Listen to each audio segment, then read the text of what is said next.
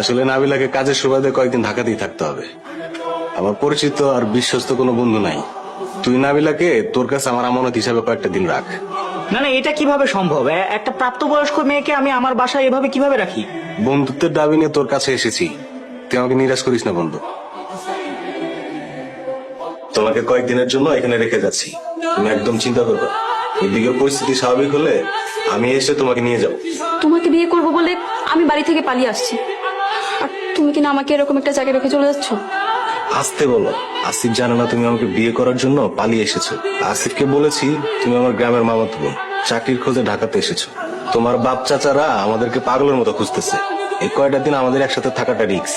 আচ্ছা ভালো কথা, আসার সময় যে গহনা টাকা আনেছো সেগুলো কোথায়? সেগুলো দিয়ে তুমি কি করবে? তোমার আমার পাসপোর্ট রেডি করে বাইরে যাওয়ার ব্যবস্থা করতে হবে। এই দেশে থাকলে ধরা পড়ার চান্স আছে। কি আর বলবো, বাবা মা বাসা থেকে বিয়ের জন্য চাপ দিচ্ছে। তুমি চিন্তা করো না, আমি খুব তাড়াতাড়ি তোমার বাসায় বিয়ের প্রস্তাব নিয়ে যাবো। তুমি তো আমার ফ্যামিলিকে চেনো, আমার বাবা আর চাচা হচ্ছে শিল্পপতি। তোমার সাথে আমার মনে হয় না তারা বিয়েতে রাজি হবে। আর চিন্তা নাই, আমি খুব তাড়াতাড়ি একটা বিজনেস শুরু করতে যাচ্ছি। বিজনেস করবে? টাকা পাবে কোথায়? ম্যানেজ করেছি। এত কথা শুনে তোমার কাজ নাই, তুমি খালি দেখে যাও আমি কি করি। যা করার তাড়াতাড়ি করো। আচ্ছা ঠিক আছে, আচ্ছা বাবু তোমার চোখটা বন্ধ করো, আমি না বলা বন্ধ চোখ খুলবো না। এটা তো দামি গহনা, টাকা পেলে কোথায়? আরে এখন কি আর সেই দিন আছে নাকি? আমার দিন বদলায় গেছে। কিন্তু গহনাটা তো অনেক পুরনো পুরনো লাগছে। আরে বাবা, এটা আমার দাদির গলার হার। এই হার পরিয়ে আমার দাদি আমার মাকে তার পুত্রবধূ হিসেবে বরণ করেছি, আর সেই হার পরিয়ে আজ তোমাকে আমি আমার হবু বউ হিসেবে বরণ করব। কিছু বলবেন? ফরিদ কি আপনার সাথে যোগাযোগ করেছিল? কই না তো। আমার মোবাইল তো বন্ধ। ফরিদ বলেছিল আপনার মোবাইলে যোগাযোগ করবে। না, আমাকে তো কল দেয়নি। আচ্ছা সমস্যা নেই, আপনি দরকার হলে আমার ফোন থেকে কল দিতে পারেন। কিন্তু ফরিদের মোবাইলও তো বন্ধ। মা, তো আপনারা দুজনেই যদি নাম্বার বন্ধ করে রাখেন তাহলে যোগাযোগ হবে কিভাবে? ফরিদ নিজেই আমাকে বলেছিল মোবাইল বন্ধ রাখতে, আর বলেছিল যে আপনার মোবাইলে যোগাযোগ করবে। আচ্ছা, না তাহলে বোধহয় কাল পরশু কল দিবে। চিন্তা করবেন না, আমাকে কল দিলে আমি আপনার সাথে কথা বলিয়ে দেবো। জি আচ্ছা। আচ্ছা, আপনি চাইলে বাইরে থেকে ঘুরে আসতে পারেন।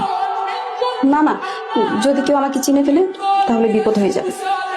আমি না আপনার কথার মাথা মুন্ডু কিছুই বুঝতে পারছি না। আপনাকে চিনে ফেললে বিপদ কেন হবে? ও আপনি বুঝবেন না।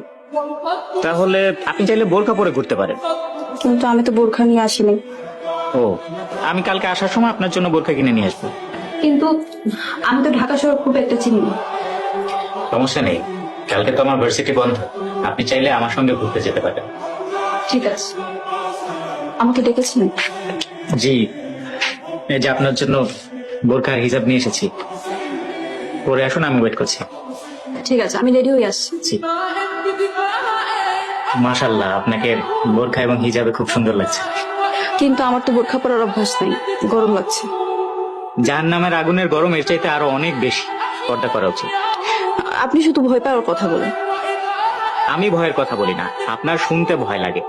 আচ্ছা একবার ভাবুন তো, এই যে আল্লাহ তাআলা আপনাকে এত সুন্দর করে সৃষ্টি করলেন, আপনাকে এত সুন্দর একটা চেহারা দিলেন, তো আপনি আল্লাহর ইবাদত করে শুকরিয়া আদায় করবেন না? আমি সুন্দর? মাশাআল্লাহ, আপনি অনেক সুন্দর। আমি আমার জীবনে আপনার মতো এমন সুন্দরী মানুষ অনেক কমই দেখেছি।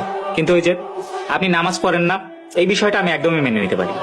আমি নামাজ পড়লে কি আপনি খুশি হবেন? হুম, আমার খুশির জন্য না, নামাজ পড়বেন আল্লাহর খুশির জন্য। মনে রাখবেন, নামাজ একমাত্র আল্লাহর জন্য। অনেকদিন পর বাহিরের আলো বাতাস পেয়ে আমার খুবই ভালো লাগছে। আপনার বোধহয় ঘোরাঘুরি করতে অনেক পছন্দ, তাই না? হ্যাঁ, আমার তো মন চায় সারা পৃথিবী আমি ঘুরে ঘুরে দেখি। আল্লাহ তাআলা আপনার মনের আশা পূরণ করে, আমিন। আচ্ছা, আপনার কি কোথাও ঘুরতে যেতে ইচ্ছে করে না? হ্যাঁ করে তো, তবে এখনই ঘোরাঘুরি করে টাকা নষ্ট করতে যাচ্ছি না। একটা বিশেষ জায়গায় যাব বলে টাকা জমাচ্ছি।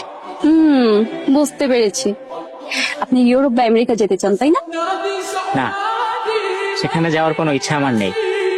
আমার ইচ্ছা হচ্ছে ইনশাআল্লাহ আগামী বছর মক্কায় হজ করতে যাব।